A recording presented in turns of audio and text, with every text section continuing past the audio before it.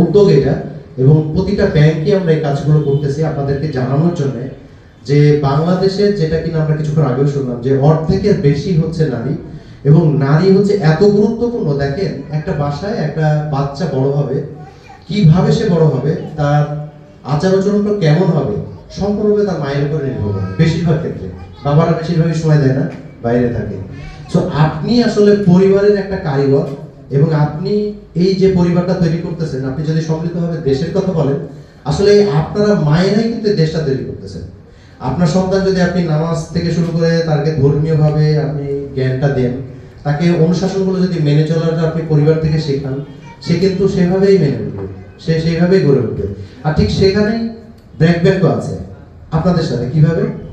আপনার বাচ্চা যদি ছোট থেকেই তার একটা অ্যাকাউন্ট করে দেয়, যেটা আমরা স্টুডেন্ট অ্যাকাউন্ট বলি, আমাদের এখানে বিভিন্ন টাইপের আছে, আপনারা দেখলেন এখানে যে আমরা 18 থেকে 25 বছর পর্যন্ত একটা অ্যাকাউন্ট করি, বিভিন্ন টাইপের অ্যাকাউন্ট আমাদের কাছে আছে। তো যেটা হয় কি, বাচ্চাদের আসলে যখন আপনার এই সেভিংসের মন মানসিকতাটা তৈরি হয়ে যায়, সে কখনো খারাপ রাস্তায় যায় না। দেখবেন আপনি তার টাকা পেলে, আপনি সে একটা ইদি পেয়েছে, সেই ইদিটাও কিন্তু জমা করে। তো আমি অবশ্যই আহ্বান জানাবো মায়েদেরকে, যারা আজকে আমাদের বাংলাদেশ সহ বিশ্বের সব জায়গায় এই মায়েদের ভূমিকাটা ব্যাপক। নেপোলিয়ন বলেছিলেন যে আমাকে একটা ভালো মা দাও, আমি একটি ভালো জাতি উপহার দিব।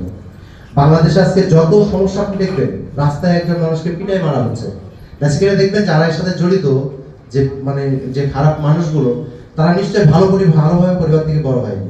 তাদের পরিবার তাদেরকে সুশিক্ষায় শিক্ষিত করতে পারেনি।